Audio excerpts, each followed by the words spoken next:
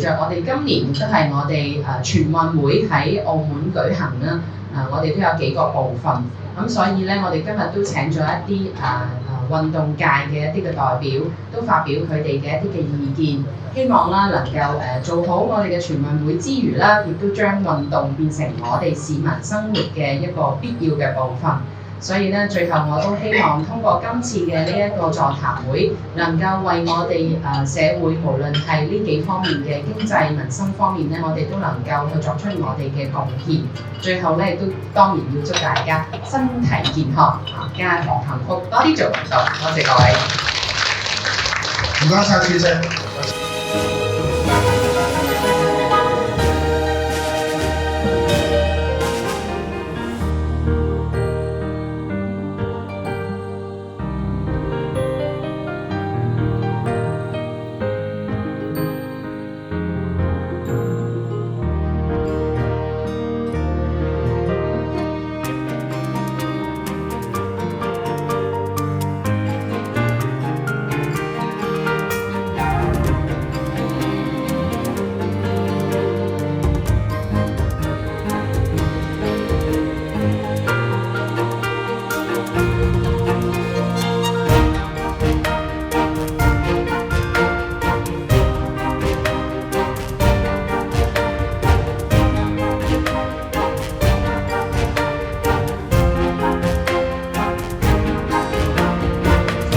行上運動咧有助於身體啦同埋精神疾患嘅一啲嘅預防嘅。咁而根據咧澳門特區政府倡導嘅健康澳門藍圖咧，去動員全民參與，去創建一個支持健康嘅環境啦，促進個人嘅健康嘅行為，提升居民嘅主動嘅健康管理能力。經濟民生